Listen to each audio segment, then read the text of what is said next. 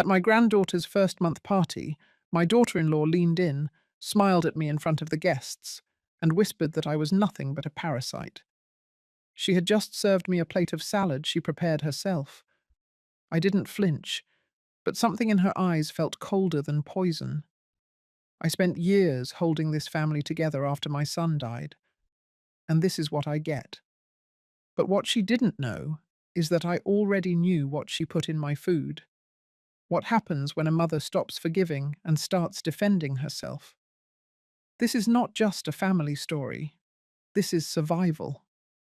I didn't touch the salad. I just smiled, set my fork down, and reached for my glass of water instead. The sun was warm on my shoulders, but I felt nothing but ice spreading under my skin. The backyard was filled with balloons, white chairs, and people who barely knew the baby we were celebrating. Vera, my daughter-in-law, moved gracefully through the crowd in her champagne-colored dress, smiling like she belonged on a magazine cover. But when she leaned down toward me just minutes earlier, her voice had been soft and cruel. "You're nothing but a parasite." I had heard insults in my life. I've lived through poverty, grief, war, and raising a son on my own while building a company from scratch. But never had someone looked me in the eye, at a party I helped pay for, and said something that sliced so deep without raising her voice. And yet I said nothing. I simply nodded and let the moment pass, though every nerve in my body screamed otherwise. People think the older you get, the softer you become. But I've learned the opposite. Time doesn't dull the blade. It sharpens your sense of when to strike. The baby, my granddaughter Ruby, was asleep in her bassinet under a canopy of pastel streamers. I loved her the second I saw her. She had my son's eyes, and when she yawned, her whole face crumpled, just like his used to. I had fought to be a part of her life. After my son's funeral, Vera stayed away for almost a month. No calls, no updates. And then, out of nowhere, she texted to say she was moving into my house until she figured things out. Just like that. At the time, I thought it was the right thing to do. I told myself she was grieving, that she was pregnant, that it was what my son would have wanted. But now, looking around at all the strangers Vera invited, the photographers, the catered tables, and the way she kept referring to everything as her vision for the day, I understood. This wasn't a gathering for Ruby. This was Vera's coming out party, and I was the prop she needed to look good. She had already tried to guilt me into selling the company my husband and I spent 4 decades building, said it would be selfish not to cash out now and help pay down the $11 million in debt her husband had left behind. But I refused. Not just because of the promise I made to my late husband, but because I knew, deep down, that giving in to Vera would never be enough. She wanted control, not help. And when she didn't get it, she changed. The first signs were small: a missing bottle of medication, cold coffee left on the stove even though I never drink it that way, passive-aggressive little jabs about how tired she was from doing everything on her own. Then came the legal letters from her lawyer, hinting at guardianship claims for Ruby, questioning my mental fitness, citing made-up details about confusion, forgetfulness, emotional instability. That was 2 weeks ago, and now she handed me a salad. I looked at the plate again. The dressing was light, almost colorless, but I noticed the fork was already resting in the lettuce when she brought it. She had prepared it ahead of time. I leaned back in my chair and looked across the yard. Mabel, our housekeeper for over 20 years, was standing by the buffet table, folding napkins. Her eyes met mine, just for a second. Then she looked away. She knew something.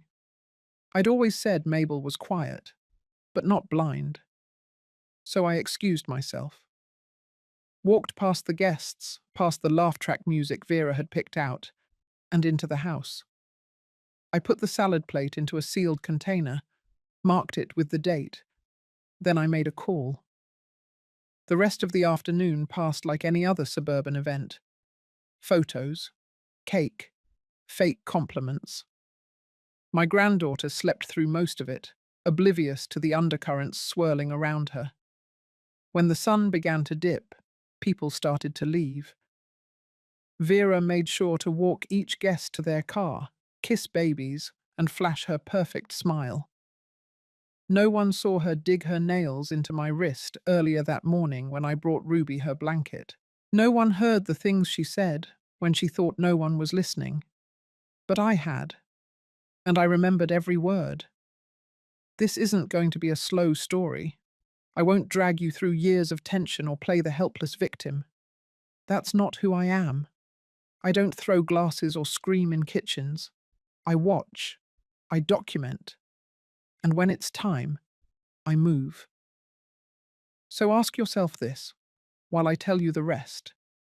What would you do if you knew your daughter-in-law had tried to poison you not once, but was planning to do it again? And no one, not the police, not the neighbors, not even the court, would believe you unless you had proof. Because that's where I was. And the next time she tried, I'd be ready. I didn't sleep that night, not because I was afraid. I've known fear. This wasn't that. This was calculation. At 6:15 the next morning, I placed the sealed salad container inside a small insulated bag and drove it to Dr. Felicia's office. She wasn't just a physician. She was my husband's cardiologist and a trusted friend. I didn't tell her everything, just enough. Enough to make her run the tests without asking too many questions. By 11:30, she called. She sounded steady, professional, but I could hear the tightness under her voice. She said the substance they detected was digoxin, a cardiac glycoside. In high doses, it could stop a heart.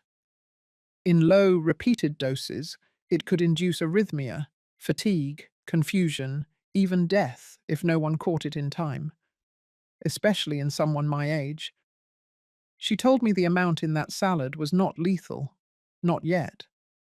But if I had eaten similar doses 2 or 3 more times, the outcome would have been different.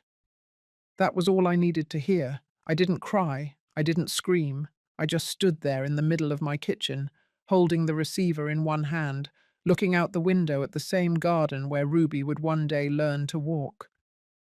I stood very still, like my body already knew something inside me had changed for good. By evening, I had replaced all the locks on the back storage cabinets.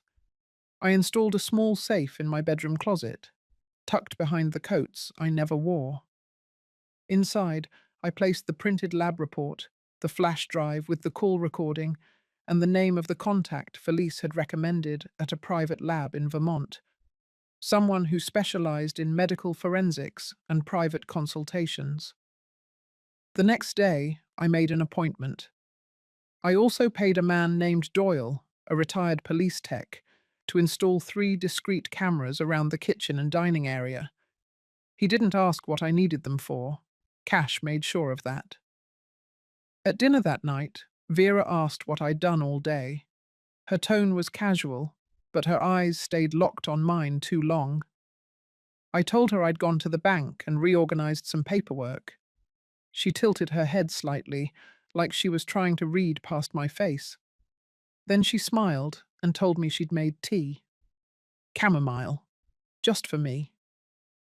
I thanked her and took the cup upstairs with me. I didn't drink it. Instead, I poured it carefully into a glass vial and labeled it. Date, time, room. That was Tuesday. By Friday, I had 3 more vials, all marked, stored, and transported to the lab in Vermont without Vera ever noticing. Each one tested positive for low-level digoxin. Not enough to alert a hospital, not enough to cause a full-blown episode, but enough to build something far more important. Pattern. I wasn't going to confront her. Not yet. Not without a structure, not without a net beneath me. In war, and make no mistake, this was a war, You never waste a strike. You wait, you build, you make sure the blow you deliver cannot be denied, walked back, or forgiven. Late that Saturday night, I was returning the baby monitor to its charger when I passed by Vera's bedroom. The door was cracked. I heard her voice, low, bitter. She was on a video call. I paused. She was speaking to someone named Rena, and I only caught parts of the conversation, but enough to know she was laying groundwork. She spoke about how hard it had been living with me, about how I resented her, how I'd started forgetting things, mixing up names. She said it wouldn't be long before the lawyers and the court agreed she was the better guardian for Ruby. She was building a case, a false one.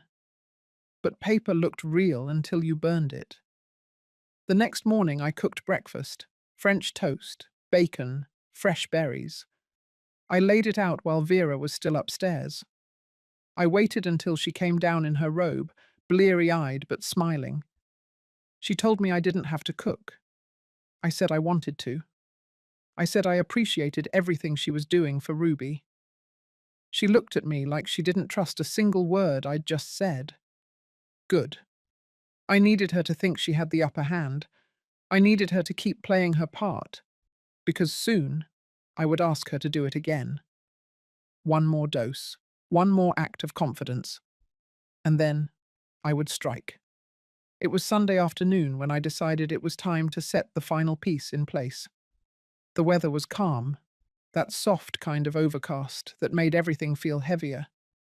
I spent the morning cleaning the kitchen, wiping down every surface slowly and methodically, not because it was dirty, but because it calmed my hands, the way other women used to knit. I cleaned. Vera had taken Ruby to the park with her friend Rena.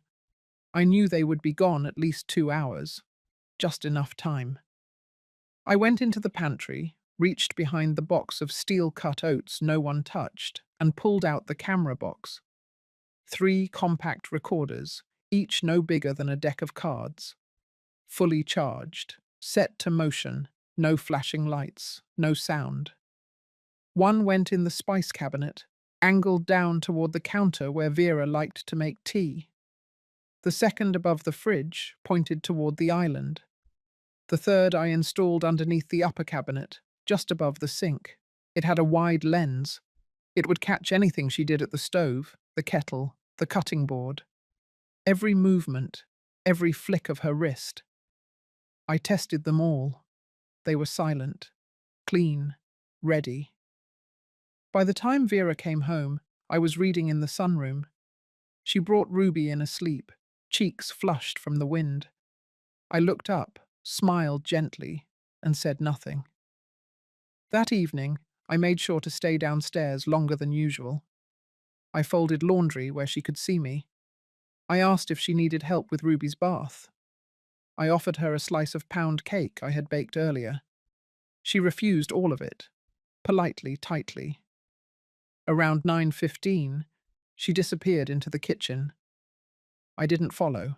I didn't hover. I just waited.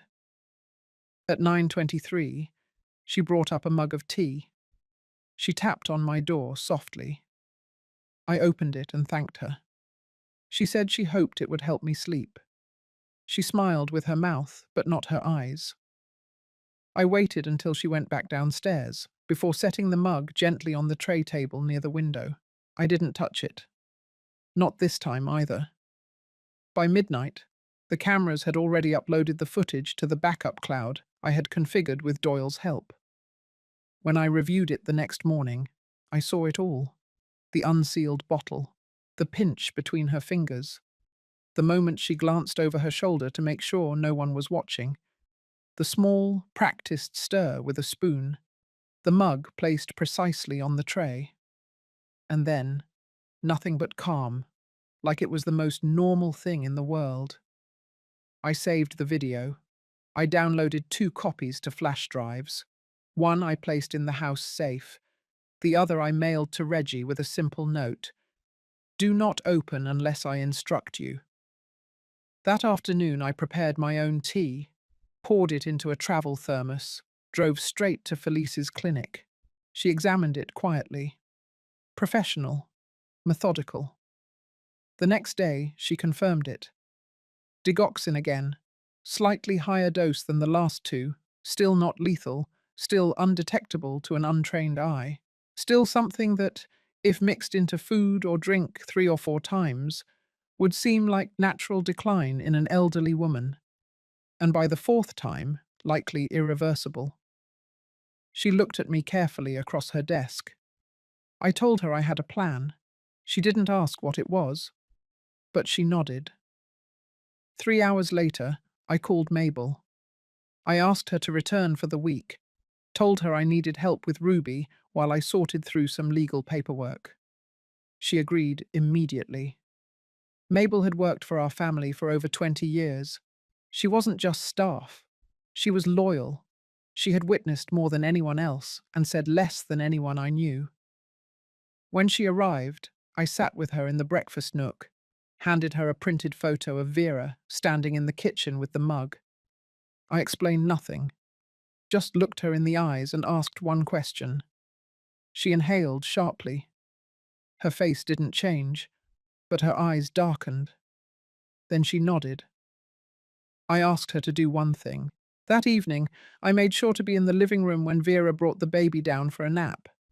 I told her I was tired, that I would take a cup of tea upstairs, that I appreciated her making it. She said, of course, just like always. I took the mug, carried it up. This time I brought it to the guest room instead of mine. I set it on a tray and asked Mabel to stand by. Vera never saw the switch. Mabel had made an identical cup of tea using her own set, same mug, same colour, same smell. I took that one and drank it slowly in the kitchen. Vera was unloading the dishwasher, back turned. I made sure she heard the sound of ceramic touching the table. I made sure she heard me sipping. Then I left the mostly empty mug in the sink. And I waited. The next morning I set the trap. A small brunch, just the three of us. I served her eggs and toast, coffee in her favourite cup. Then, right as we sat down, I smiled and said, almost offhand, I feel better this week. The tea has helped a lot. I think I'll stick to that blend from now on. Her hand paused mid-air. Then she smiled. Too quickly. That afternoon, I met Reggie at the bank. I signed over a portion of the estate into a temporary trust. Made him co-executor. Gave him access to the video files, the lab reports, the documentation, and instructions for release. If anything happened to me over the next 3 weeks, he was to deliver everything to the authorities and call the press. By the time I went to bed that night, the tea mug was back on my nightstand, untouched, and I knew I had her. The envelope came in a plain manila sleeve, no return address, just my name in small typed letters across the front. It was slid under the door sometime before dawn. I didn't have to open it to know what it was. Still, I walked it to the kitchen, sat down with a cup of black coffee, and sliced it open with a butter knife. Inside were 3 documents. One was a petition for temporary guardianship over Ruby, citing neglect and emotional instability on my part. The second was an affidavit, supposedly from one of Vera's old friends, claiming I had been seen talking to myself in the backyard late at night. The third was a medical note, unsigned, referencing ongoing cognitive concerns and potential signs of early-stage decline. It was clever, dirty, but clever. The unsigned medical note was especially cruel. My husband had spent the last 2 years of his life losing pieces of himself. I had watched it all unfold in silence. The slippage, the repetitions, the soft confusion that eventually hardened into full disorientation. We had never spoken about it. Not directly, but he knew, and so did I. Vera knew that too. She had taken the thing that hurt the most and twisted it into a weapon. I placed the papers back in the envelope and walked them to the safe. I didn't panic, not even a flicker, because I was already 10 steps ahead. Reggie had warned me she might try to file preemptively. He had flagged her contact with a family lawyer who had a reputation for playing fast and loose with evidence. What she didn't know was that Reggie had a connection inside the clerk's office. If she filed anything officially, I would know within the hour. But this envelope was just a threat, a signal, a rehearsal before the real performance. Later that morning, while she was out with Ruby, I logged into my email and opened a separate drive where I stored copies of my most important files. I uploaded the camera footage from 3 different angles. I cross-referenced it with the lab results from Dr. Felice, matched the timestamps, and added a written summary. I titled the folder, "For Law Enforcement Use Only," and set Reggie as the second administrator. Then I sat back and thought about what Vera's next move might be. She had tested my food, my tea. She had built a soft narrative of my decline, carefully crafted through whispers and false smiles. She had forged or paid for false affidavits, and now she had begun sliding threats under doors. She wasn't panicking, she was positioning, which meant I needed to force her to escalate, to feel just enough pressure that she would tip her hand publicly. That afternoon, I had lunch delivered from her favorite Thai restaurant. I made sure the bag had her name on it. I placed it neatly on the kitchen counter with a note that read, "Just because we don't always get along doesn't mean I don't care." She read it. She didn't say thank you. But later, I heard her on the phone with Rena, laughing. She said maybe I wasn't so far gone after all. Exactly what I wanted. That night, I left my phone in the living room on purpose. Open calendar, clear reminders. I wanted her to see my upcoming meeting with my financial advisor, a name she wouldn't recognize, a location that looked official enough to matter, a subtle breadcrumb, carefully placed. The next morning, while I was out, Mabel called me from the house line. Her voice was low, tense. She said Vera had gone into my room. She had watched from the hallway. Vera had opened the bottom drawer of my desk, looked through several folders, and taken photos with her phone. She had closed everything back exactly as it was. Almost. She had missed one paperclip. Mabel noticed. She always noticed. I told her not to move a thing. That night, after Vera went to sleep, I checked the drawer. Nothing had been stolen. But the photos she took included the names of 3 donors listed under the trust my husband and I had set up. She must have assumed I was planning to transfer the company early, or worse, that I had already done it. I hadn't. But that gave me an idea. I drafted a short letter on company letterhead, one that suggested a transition of leadership was in discussion, pending final approval. I dated it carefully, added a blank space for signature. I folded it neatly and tucked it into the middle of a file titled Strategic Contingencies. I didn't hide the folder. I left it where she could find it, right behind a decoy labeled Holiday Recipes. Sure enough, the next afternoon she went for it. I was in the garden, pruning the rosemary. The baby monitor was on, but Vera thought I was out of earshot. She had just finished a call. I couldn't make out the full conversation, but I heard enough. She told whoever was on the other end that she had evidence, that Lorraine was preparing to shift company ownership behind her back, that she would be left with nothing, that she needed to act quickly. The words weren't frantic. They were measured, like someone reading from a script. I walked back inside, made a pot of coffee, and waited. Around 5, she came down with Ruby in her arms. She asked if I had made any plans for the weekend. I said no.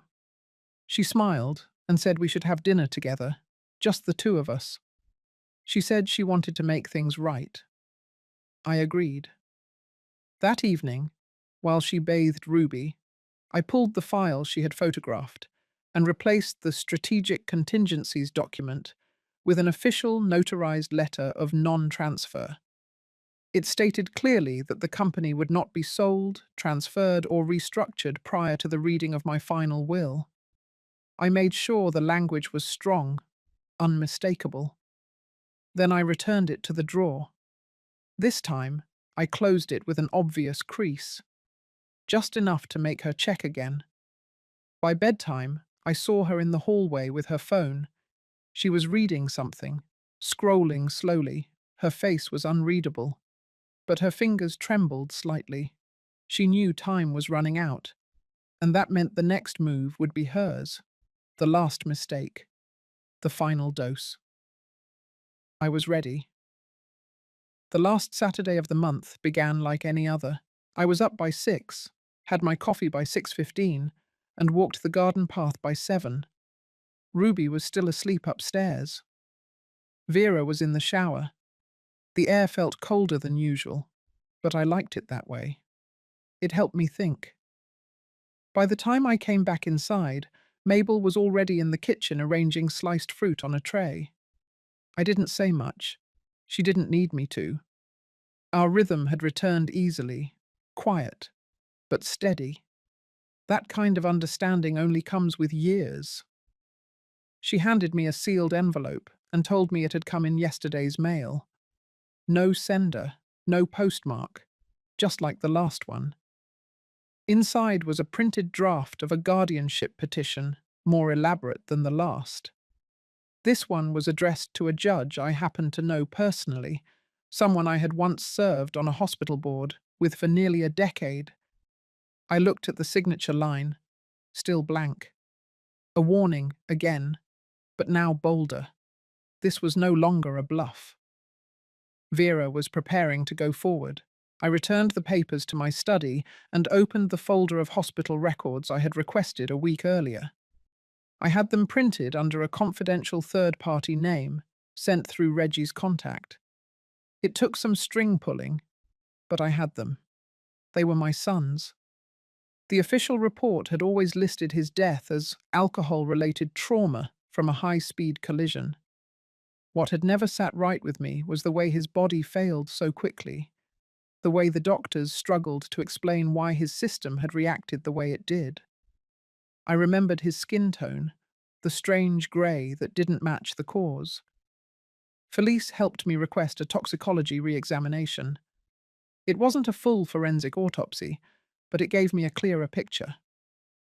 The lab results showed that hours before the crash, my son had trace levels of a compound in his system, one known to amplify the toxicity of alcohol in the bloodstream.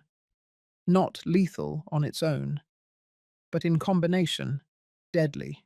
It would impair motor coordination faster than expected, even at moderate drinking levels. The substance was unregulated, common in certain prescription compounds, and according to Felice, often present in cardiac medications that Vera once had access to. She had said he drank too much that night. She said he was depressed, reckless. She cried at the funeral. I remember how she sobbed into my shoulder, saying she didn't understand why he had gotten in the car, said she had begged him to stay home. I believed her. I wanted to. But now I saw it differently. The argument they had earlier that day, the missing prescription bottle that no one looked for, the fact that she never pushed for an investigation. It all came back with new meaning. I closed the file, folded my hands in my lap, and sat still for a long time. That night, after Ruby had gone down, I made tea. For myself, for Mabel, and for Vera. She didn't hesitate. She took the cup, said thank you. She even smiled. We sat across from each other in the den, fireplace flickering behind us. The room was quiet except for the hum of the heater and the occasional crack of wood. I watched her carefully. Her posture, her eyes, the way she looked at me like she still thought she could win. She talked about her new resume, about how she was looking into real estate. She said it calmly, confidently, like a woman who had nothing to hide. Then, without any change in tone, she said she had contacted a family lawyer for advice, just to be prepared, in case anything ever happened to me. She said it softly, like she was doing me a favor, like she was planning ahead, like any good mother would. I didn't flinch. I told her that was responsible of her, that I was glad Ruby would have someone thinking long term. Then I excused myself, took the empty teacups to the kitchen, and poured mine into a vial I had hidden under the sink. Later in my room, I sealed it, labeled it, sent Mabel a text that simply read, "Confirming last vial. Thank you." The next morning, I received a call from Felice. She had the analysis. The digoxin levels were nearly 3 times higher than the previous ones, still not fatal, but high enough to induce a cardiac event in someone frailer than me. High enough to be deadly if consumed 3 times in the same week. She told me to be careful. I told her I was done being careful. That evening, I met Reggie in person. I gave him everything. All the files, all the recordings, all the toxicology reports, the rewritten guardianship documents, the falsified affidavits, the screenshots of Vera's texts with Rena, recovered from a backup I had quietly set up weeks ago with Doyle's help. I told him I wanted everything reviewed by an external legal team. No one connected to our family, no one who knew my husband. I didn't want sympathy. I wanted strategy. Reggie agreed. He said he would begin preparing an injunction, not just to block the guardianship, but to initiate an investigation. He said we had enough now to raise criminal suspicion. Maybe not to arrest, but certainly to draw attention from the right people. That was all I needed. I returned home just before 10. The lights were off in Vera's room. The baby monitor was silent. I walked past her door, stopped, rested my hand lightly on the frame. Then I kept walking. I slept with my window open that night. The cold air cut through the room, clean, quiet, real. It was the first deep sleep I had had in months. By the time Tuesday came, the air had shifted, not just outside, though the clouds did hang lower than usual. There was something colder in the house, too, a silence that no longer felt neutral. Vera moved around like someone who had already won. I noticed it in the way she closed cabinets without sound, the way she spoke slower, like she was rationing her words carefully. She had started packing, not openly, not in suitcases, but I saw the signs. A pair of earrings missing from the tray, folders removed from the bookshelf in the office. Her winter coat gone from the hook by the back door.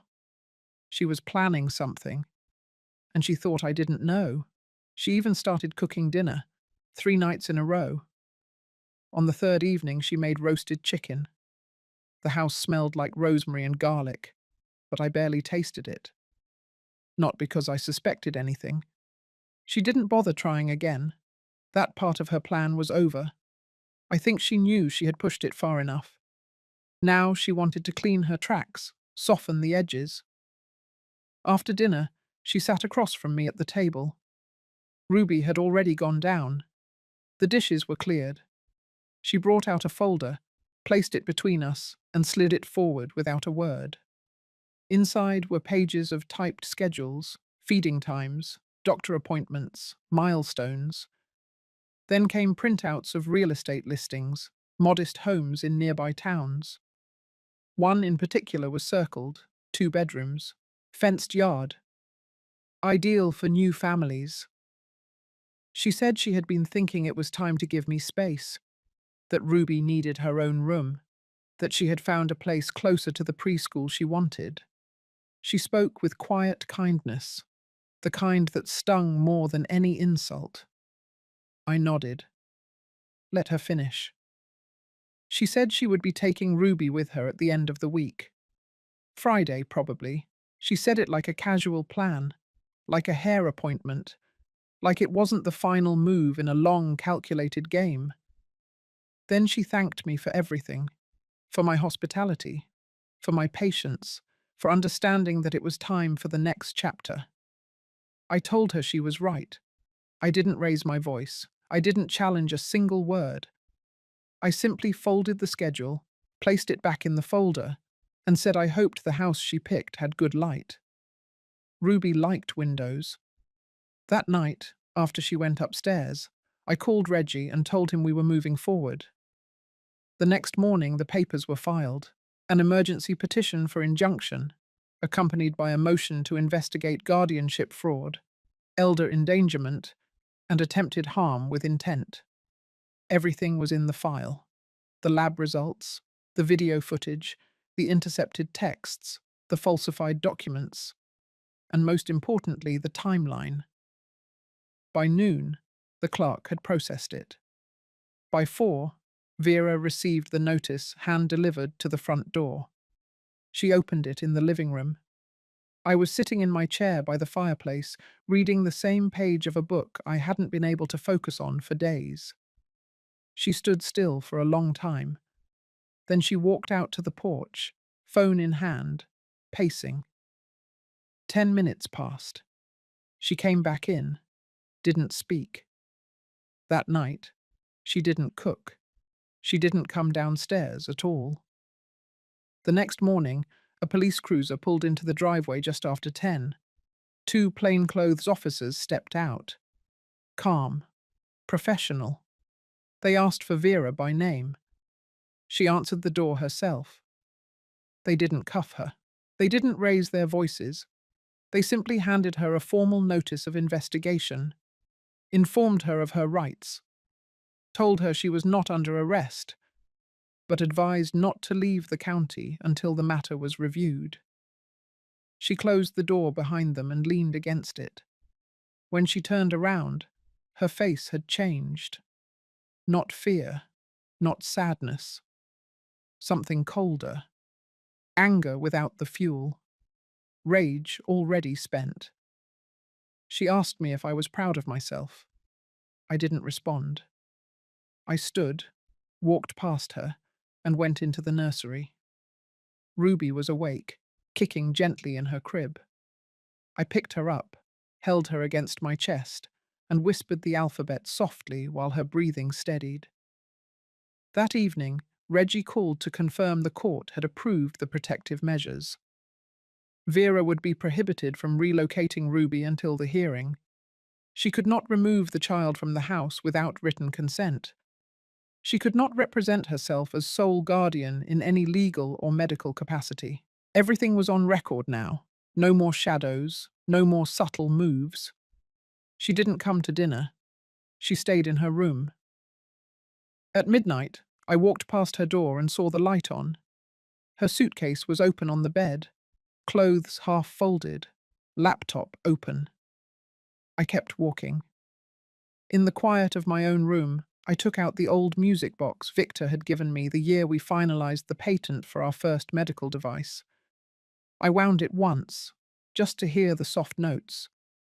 Then I placed it back on the shelf. I wasn't celebrating, not yet. But the storm had begun to break, and I had survived the wind. The sun rose sharp and clear the next morning. A cold light came through the windows, stripping away any softness that might have made the day easier to swallow. I woke before the baby stirred. Vera's door was closed. The hallway was quiet. I went to the kitchen and brewed a pot of coffee. The act was mechanical. It had been weeks since I drank anything hot without second-guessing the taste.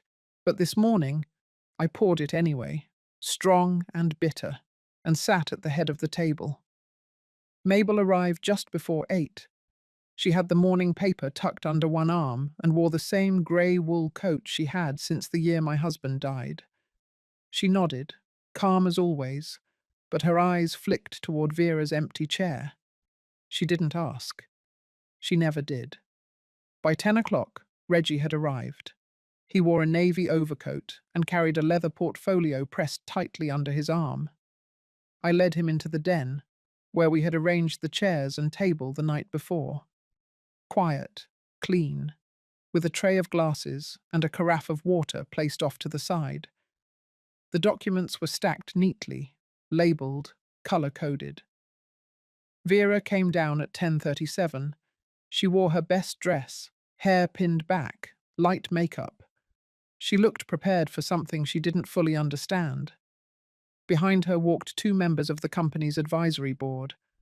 They had received a formal invitation from me 3 days prior. The subject line had been simple: clarification of control and succession planning. She had no idea what she had walked into. She greeted them as if she had expected them, asked if they wanted coffee. No one accepted. Reggie opened the meeting with a measured tone.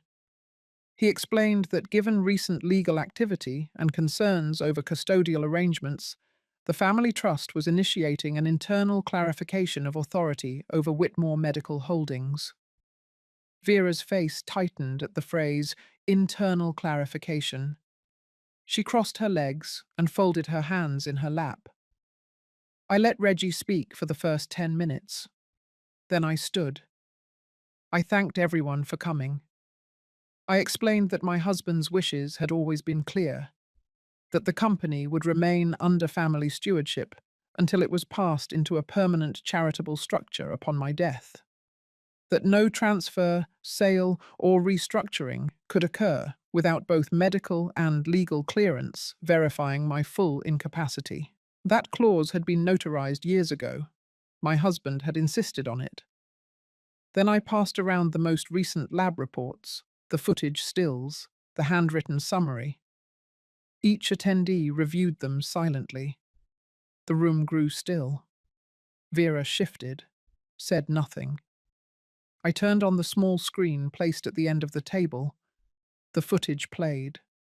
No sound, just movement. Her hands, the mug, the white powder, the casual turn of her wrist. Her back turned to the hallway, but the camera caught the angle clean.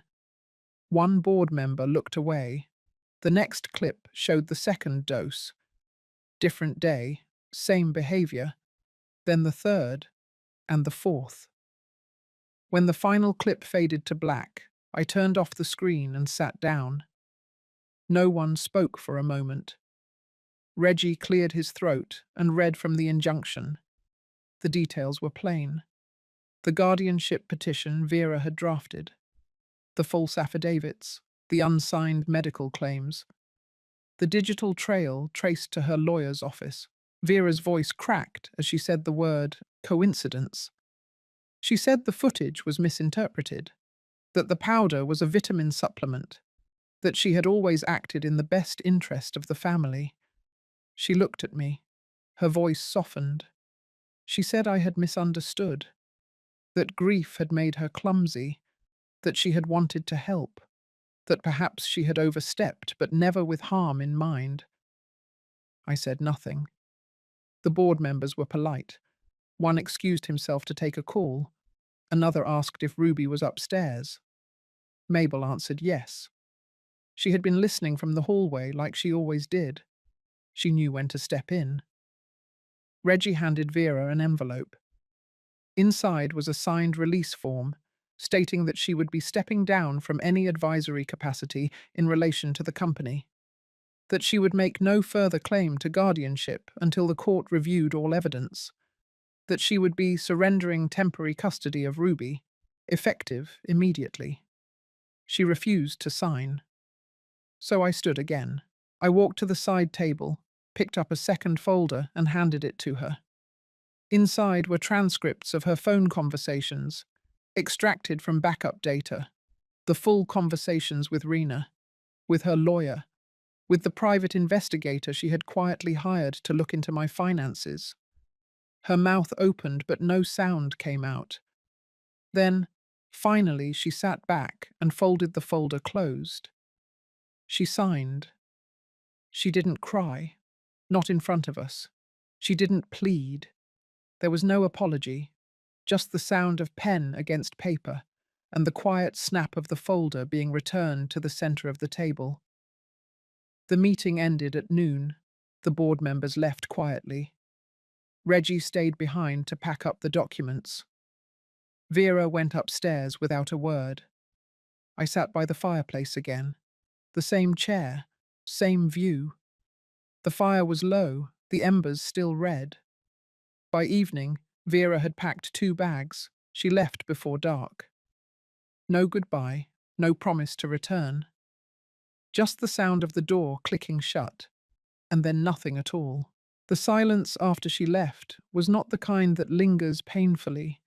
It was the kind that settles deep, the kind that tells you something toxic has finally been scraped out. The house breathed easier without her in it. I could hear it in the stillness of the hallways, in the way the floorboards stopped creaking at odd hours, in how the baby monitor no longer felt like a surveillance tool. Mabel stayed the night. She made soup, fed Ruby, cleaned the nursery without being asked. At one point, I caught her humming under her breath, the same melody she used to sing to my son when he was a baby. I didn't say anything. I just let her keep humming. Some sounds don't need acknowledgement to mean something. By morning, Ruby woke early. I held her longer than usual, pacing the kitchen while the kettle whistled. She watched me the whole time, eyes wide, still too young to understand what had shifted in the air around her. But I believed she felt it. Children always do. I spent the afternoon reviewing the documents with Reggie one final time. The guardianship orders were locked in. The medical evidence was stored in multiple secure locations. The footage was filed under both civil and criminal reference logs. Reggie said the prosecutor's office had begun looking into formal charges, though no one had reached out yet. I told him I didn't care whether they did or didn't. This was never about the headlines. What mattered was that she could no longer touch what wasn't hers. The following evening, I opened the drawer where my husband's will had sat for years. The envelope had yellowed slightly around the edges. I unfolded the pages slowly, rereading his handwriting in the margins.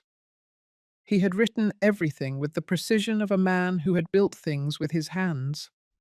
His last notes were not sentimental. They were instructions. He wanted the company passed to no one. He wanted it absorbed into something bigger than us. He wanted it to serve, and I had delayed long enough. That night, I drafted the transfer documents. Reggie would complete the formal filing, but the language would be mine. I renamed the holding into a transitional trust, the Whitmore Institute for Public Healing. Its assets would be directed to community medical initiatives, with oversight from a neutral board composed of health professionals and ethics scholars. It would outlive me. That was the point. I didn't want the legacy to sit in the hands of someone waiting to sell it. The next morning I drove to the lake. It was a place I hadn't visited in years. My husband had built the dock with his brother when they were both in their 30s. We used to bring our son there in the summers, long before the business had consumed our time. I stood on the dock, letting the cold wind press against my face. I didn't cry. That part of me had gone dry long ago. But I breathed deep, let the air fill the places Vera had tried to hollow out. Back at the house, I opened the closet where I kept the old music box. I wound it again. This time, I let it finish the full tune. The melody felt slower now, like it too had aged. But it still held shape. Mabel joined me in the nursery that evening. We didn't talk much. She helped with Ruby's bath, then folded laundry while I rocked the baby. At one point, she looked over and asked if I was sleeping better. I said yes, it was the truth. The next week passed without noise, no letters, no calls, no surprise visits. The absence was its own answer. On Friday, I received an envelope in the mail. It was from Vera's attorney. Inside was a brief letter stating she would not be pursuing any further guardianship claims. No apology, just one sentence about her intention to relocate. There was no forwarding address. I placed the letter in the safe, next to the footage and the lab reports. Not out of fear, just for completion. I didn't tell anyone. I didn't announce it to Reggie. I didn't even tell Mabel. But that night, after the house was quiet, I wrote one more letter. This one was for Ruby. She wouldn't read it for years, but I needed to write it now, while the memory was sharp. I told her the truth, simply. Not the details, not the poison, or the lawyers, or the video, just the essence. That her mother had been sick in ways no child should carry, that I had protected her not out of anger, but out of love for her father, that I had made mistakes, that I had waited too long to see what was already in front of me. But once I saw it, I did not let it stand. I folded the letter, sealed it, and placed it behind the photo of her father on my bookshelf. The house slept easy that night, and so did I. 3 weeks passed before the knock came. It was mid-morning, grey skies pressing low over the roof, the kind of cold that settles behind your knees and stays there. Mabel was upstairs changing Ruby. I was in the dining room sorting receipts for the foundation paperwork. I heard the knock once. Firm, measured, then silence. I opened the door to find a man in a dark coat, badge clipped to his belt, folder in hand. He introduced himself simply, said he was with the district attorney's office. He asked if I had a few minutes to speak in private. I led him into the den, closed the door, and waited. He didn't sit. He stood near the fireplace, flipping open the folder as if he already knew what he would find inside.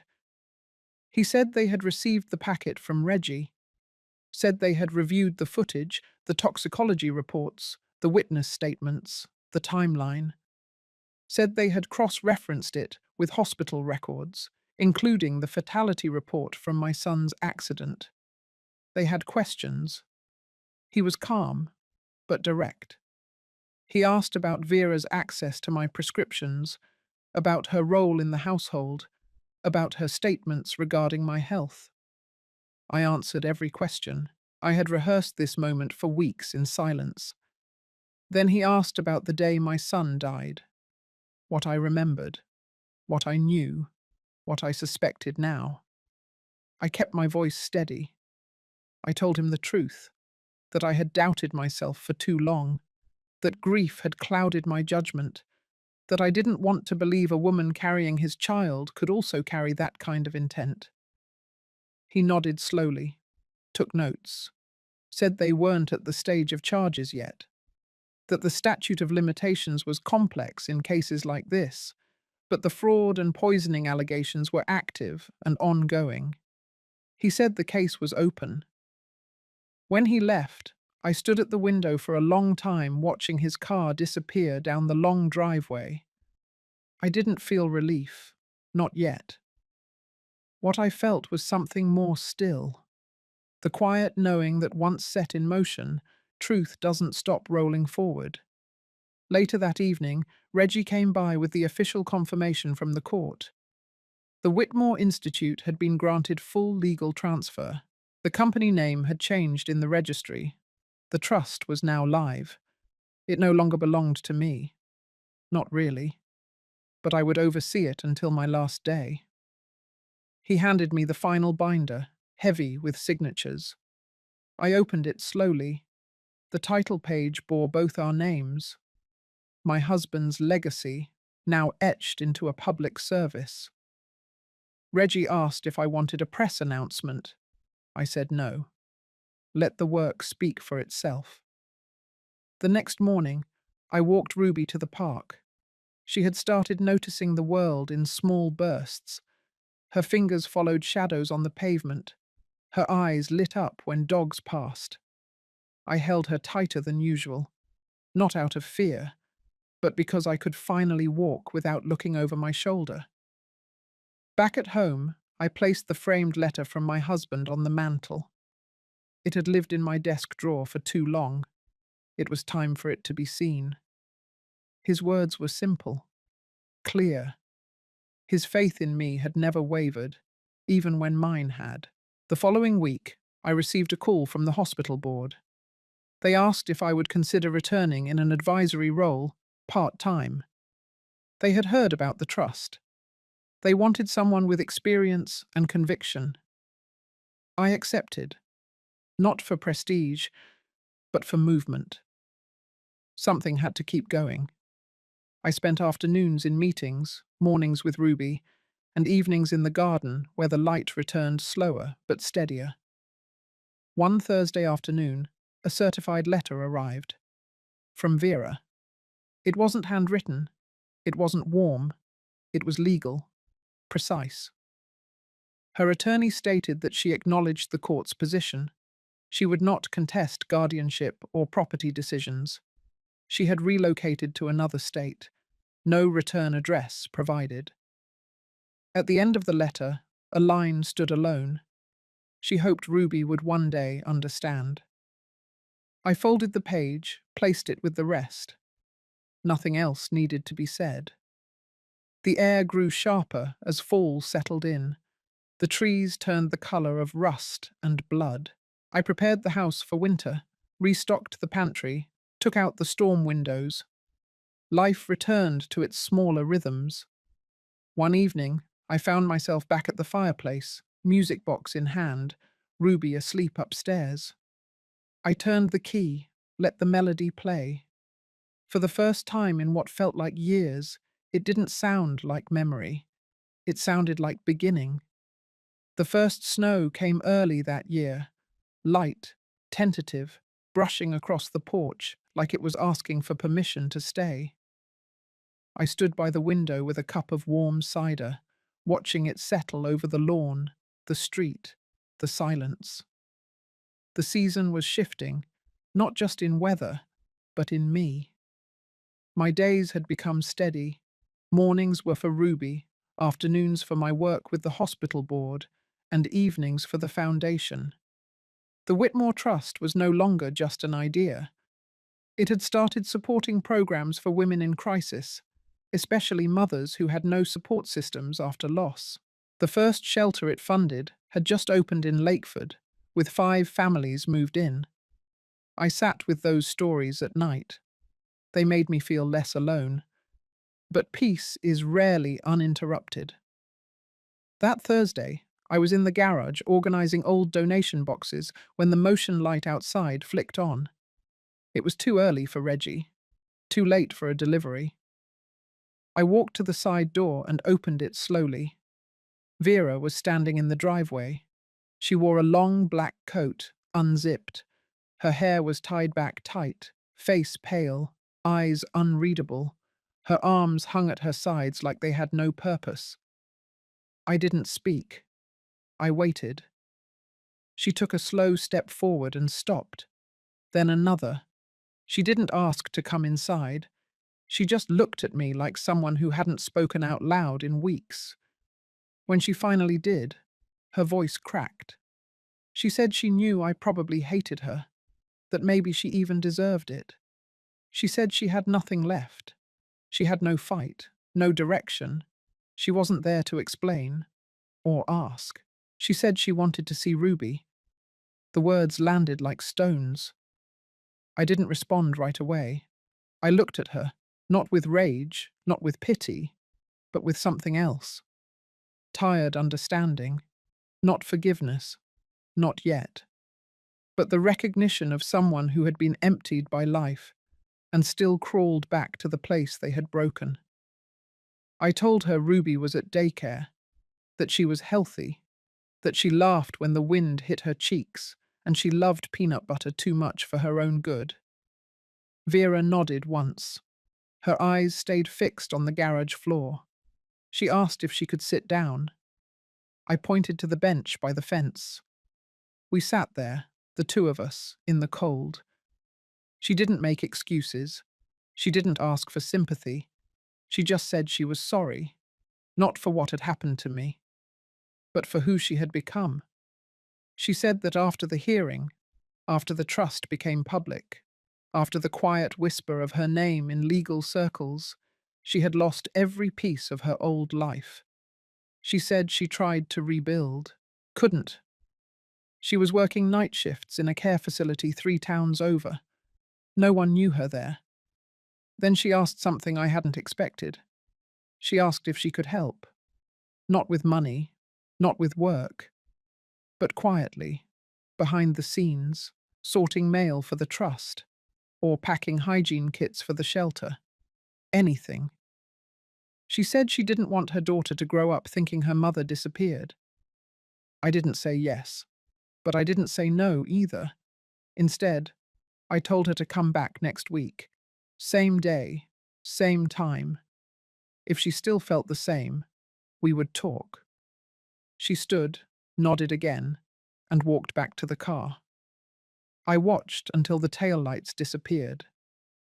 That night, I sat in the study and opened the old ledger from the company, the final entries before I'd signed it all away. There was my husband's handwriting, still steady, even in the last months. His notes in the margins, his vision, careful and full of hope. He had always believed people could change. I had not. But maybe change doesn't come from belief. Maybe it comes from watching someone strip themselves of everything that kept them comfortable and choosing to show up anyway. I closed the book and turned out the light. The next week, Vera returned. She didn't knock. She waited on the bench. I brought her a pair of gloves. It was colder now. She accepted them without a word. We worked in silence that day, packing food boxes for the shelter. She didn't speak unless spoken to. She followed my lead. And when she left, she whispered thank you, like someone who knew what a second chance really cost. I didn't say goodbye. I just nodded. Something inside me had changed too. And I realized then, the revenge, the revelations, the court battles, the exposure, none of it had been the point. It was about reclaiming the space I had been pushed out of. Not the house, not the money, but the right to define what family meant on my own terms. And if Vera wanted to learn that, really learn it, maybe that was the beginning of something better. Not perfect, but better. The days moved slowly after that, not heavy or painful, just deliberate. I kept my hands busy, filing grant paperwork for the foundation, reading bedtime stories to Ruby, making soup in silence. There was peace in the stillness. But it wasn't the quiet of absence. It was the quiet after a storm, when you start to notice your breath again. Vera returned every Thursday. She never came early, never asked for more than I offered. She showed up with sleeves rolled up, eyes clear. Some days we packed hygiene kits. Some days it was food deliveries. There was never small talk between us, no catching up, no how have you been, just work. And a rhythm. I watched her closely, not because I didn't trust her, but because I was trying to understand something that had taken me a long time to admit. I didn't hate her anymore. That truth sat with me like a stone, not warm, not comforting, but solid, immovable. Hate had been useful. It gave me shape when I felt like nothing. It gave me language when the betrayal ripped my voice away. But hate doesn't hold up well under time. It cracks. And when the cracks widen, you're left looking at yourself, not the person who hurt you. And the truth was, I didn't want Vera to disappear. Not for me, not for Ruby, but I wasn't ready to forgive her either. One evening, after a long day of assembling winter kits, Vera sat in the back garden. She didn't ask, but I brought out 2 mugs of tea and set one beside her. We didn't speak for a while. The sun was dipping, the cold coming fast. The last of the leaves clung to the maple trees. Finally, she asked if she could tell me something.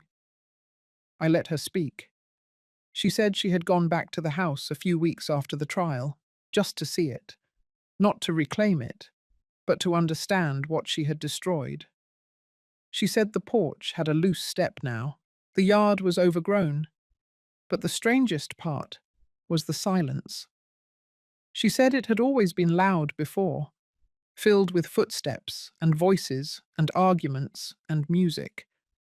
But that day, it was still, like the house had gone hollow. She stood on the porch for 10 minutes and then she walked away. She said she had a dream recently. My son was in it. He was sitting at the kitchen table, reading the paper like he used to. She said he didn't speak. He just looked up at her once, nodded, and went back to reading. That was all. She didn't know what it meant, but she'd woken up crying. I listened, not with pity, but with a kind of reluctant softness I hadn't felt in years. Then I told her something I hadn't said aloud to anyone, that I had dreams too. In mine, I was holding Ruby at the edge of the water. The waves reached for us, but never quite touched. And my son was standing behind me, always behind, just far enough that I couldn't turn to see his face. Every time I tried, he would step back, disappearing into the horizon. But I never let go of Ruby, not once. Vera sat quietly after that. She didn't thank me. She didn't cry. She just nodded like she understood something that couldn't be explained. Later that week, I received a letter from the state board. The Whitmore Trust had been nominated for a Civic Impact Award. They wanted to highlight the emergency shelter work and the job readiness program we had launched for single mothers. I sat with that letter in my lap for a long time. Not because I needed recognition, but because it meant something had been rebuilt. Not just a name, not just a reputation, but something lasting. Something my husband would have been proud of. Something my son never got the chance to see. I shared the news with Reggie at the board meeting. He clapped twice and gave me a wink. "You should go," he said. "Take the stage. Let them hear you." I wasn't sure. The idea of standing in front of an audience again made my ribs feel tight. But then I remembered what Ruby had said the night before, when I tucked her in. She told me she wanted to be brave like me when she grew up. And I knew I had to do it.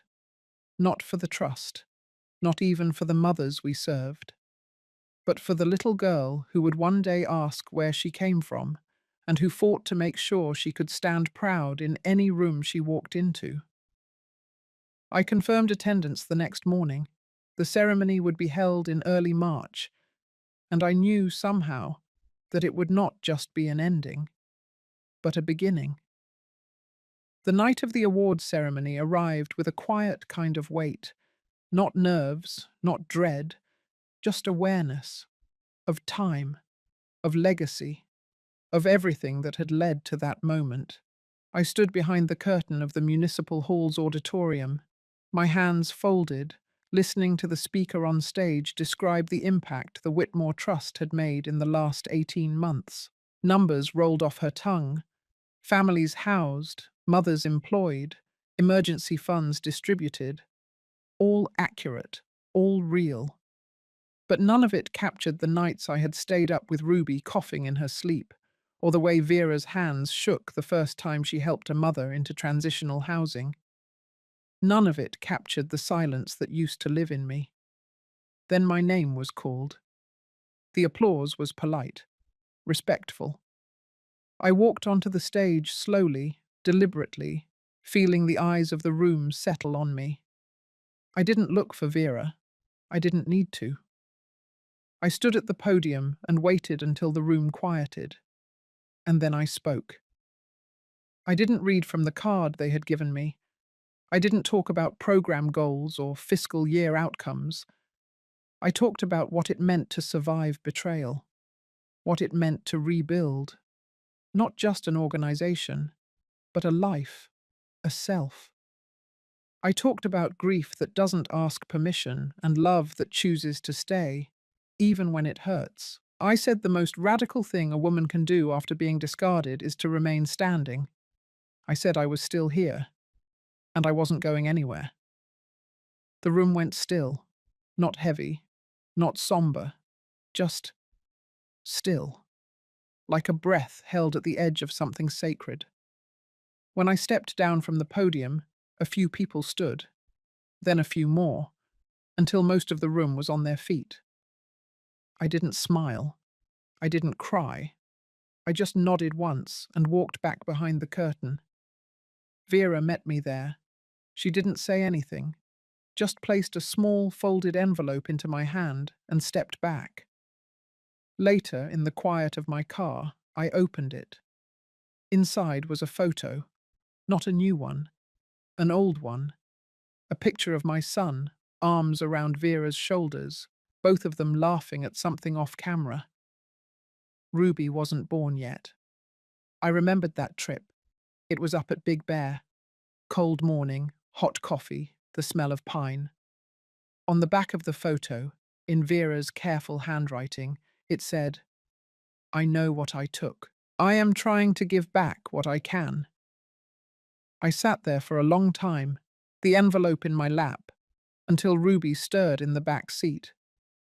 I looked at her in the rearview mirror, her eyes still closed, her mouth slightly open in sleep. She had no idea what had just happened, no idea the weight of that night. But one day, she would. One day she would know everything. And maybe, just maybe, she'd tell her own story.